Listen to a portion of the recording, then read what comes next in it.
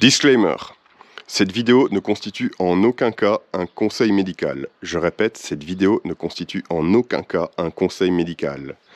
Bienvenue sur Libre et Pratique, et aujourd'hui on va fabriquer de la teinture mère de mélisse.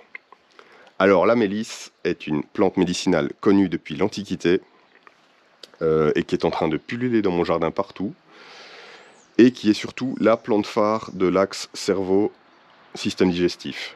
Donc typiquement, si vous avez des soucis d'intestin ou d'estomac dus à du stress ou de l'anxiété, ça peut vous intéresser. Mais je répète, je ne suis pas médecin, donc faites vos propres recherches. Alors, on va faire donc de la teinture mère. Donc si vous voulez, en phytothérapie, on parle de galénique, c'est-à-dire des différentes formes sous laquelle est administrée une plante. Donc vous avez soit en tisane, ce que vous pouvez faire aussi si vous en avez dans le jardin, hein. Vous la prenez en tisane, mais le problème de la tisane, c'est que si vous la prenez le soir, entre autres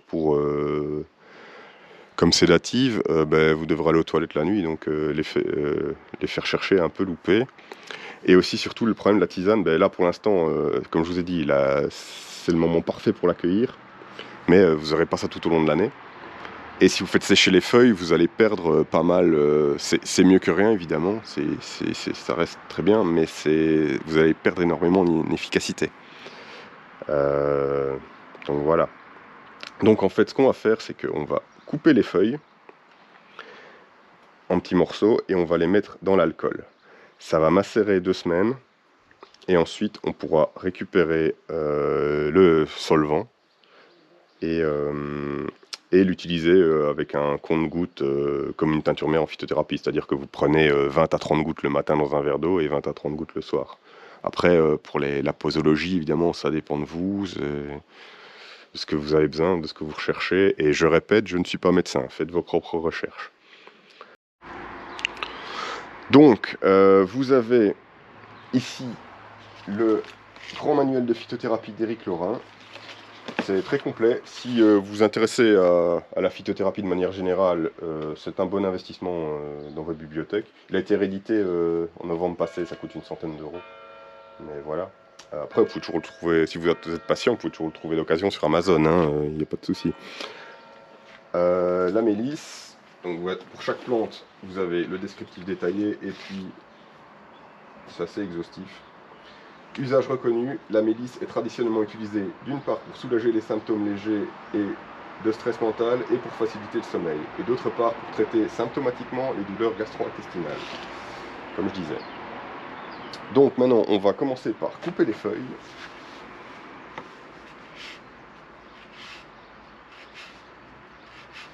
Ah oui, un truc que j'ai pas précisé.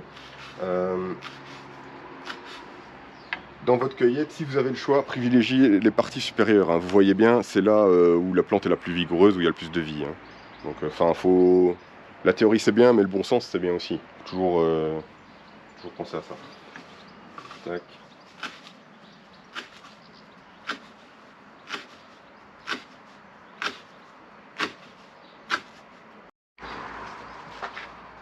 Donc voilà. Vous prenez un contenant qui aura le volume total de la quantité de teinture mère que vous voulez faire. C'est-à-dire, parce que s'il est rempli à moitié, vous allez avoir un volume de tête énorme, et donc c'est tout ça d'oxygène qui va dégrader votre teinture mère. Il faut vraiment limiter l'oxydation au maximum.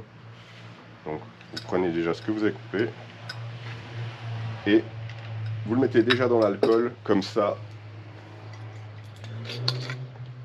se dégrade le moins vite possible. Donc idéalement vous cueillez le matin quand la rosée est tombée, mais que la plante n'a pas encore souffert de la chaleur, quoi. C'est vers 8-9 heures le matin le mieux. Voilà, on arrive au bout de la cueillette. Tac. Donc,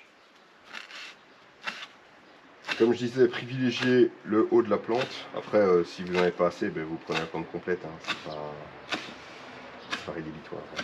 Voilà. Tac.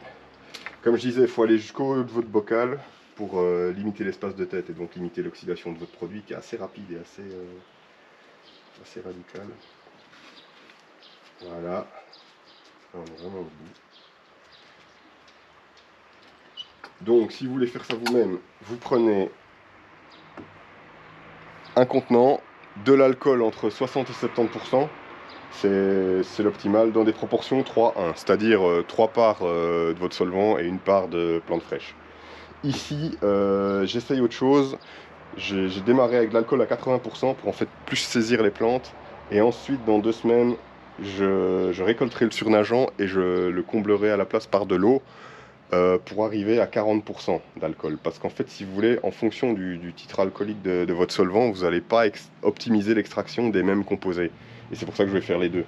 Pour avoir d'abord avec un alcool élevé pour optimiser les huiles essentielles et pour fragiliser les membranes cellulaires, pour après, avec l'eau et un pH plus élevé, extraire davantage les polyphénols.